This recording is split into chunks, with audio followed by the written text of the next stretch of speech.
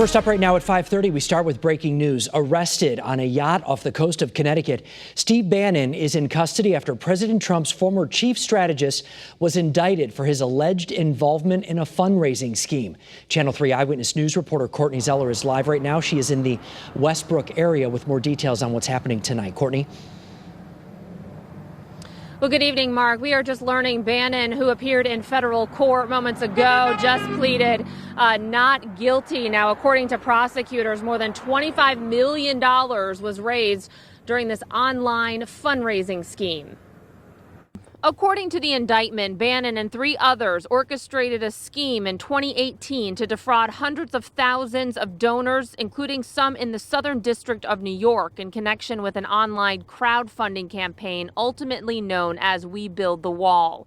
The $35 million 150-foot yacht that Bannon was on is owned by a Chinese billionaire businessman who was accused of corruption and was forced to flee China.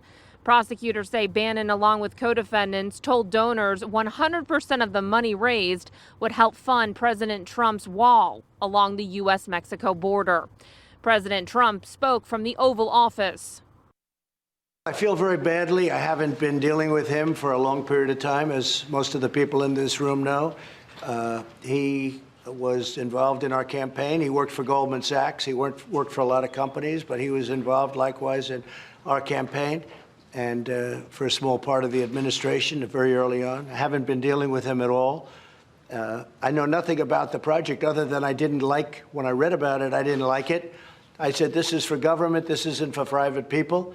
And it sounded to me like showboating, and I think I let my opinion be very strongly stated at the time. I didn't like it. It was showboating. And prosecutors say Bannon and his co-defendants raised more than $25 million to build the wall, but instead used the funds to fund a lavish lifestyle and even took steps to conceal the scheme. Bannon, who is President Trump's former chief strategist, led his 2016 presidential campaign in the final months before moving to a top White House post. And this just in as well, CNN is reporting that a judge has set bond at $5 million. It appears Bannon will be released sometime today.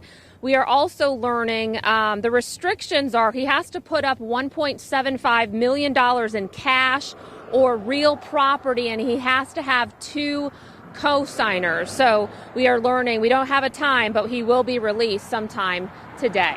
We're live at the mobile newsroom from Westbrook. Courtney Zeller, Channel 3 Eyewitness News.